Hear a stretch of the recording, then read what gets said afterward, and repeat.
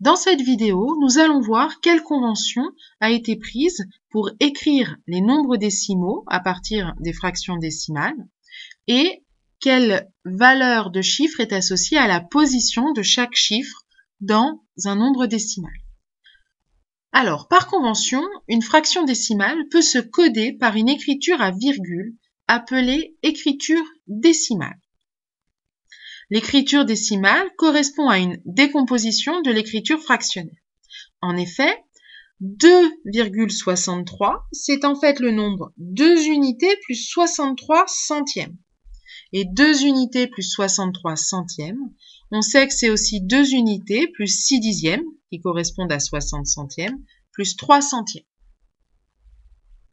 Une écriture décimale, elle comprend une partie entière, le nombre qui est à gauche de la virgule, et une partie décimale qui est à droite de la virgule.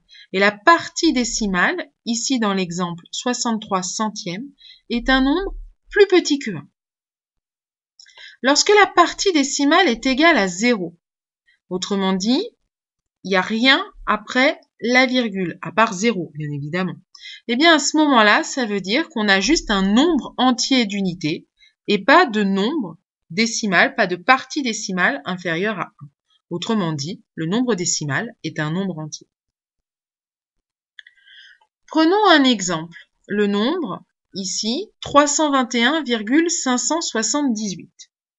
Je l'ai mis dans le tableau et il se lit donc 321 unités et 578 millièmes. Je vais associer, dans ce tableau, on voit qu'on a la partie entière qui est à gauche de la virgule, avec la partie du tableau qu'on connaît déjà, avec la classe des unités, dans lequel il y a unités, dizaines, centaines, la classe des milliers, dans lequel il y a aussi unités, dizaines, centaines, classe des millions et classe des milliards. Et ce qu'on rajoute dans ce tableau pour avoir les nombres décimaux, c'est la partie décimale, qui correspond à nos fractions décimales. On sait que quand on divise l'unité en 10 parts égales, on a des dixièmes. Si je partage l'unité en 100 parts égales, j'ai des centièmes. Puis si je partage l'unité en 1000 parts égales, j'ai des millièmes. Et ainsi de suite.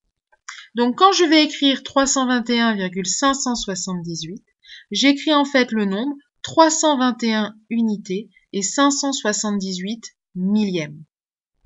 J'ai 3 fois 100 unités, plus 2 fois 10 unités, plus 1 fois 1 unité, plus 5 fois 1 dixième, plus 7 fois 1 centième, plus 8 fois 1 millième.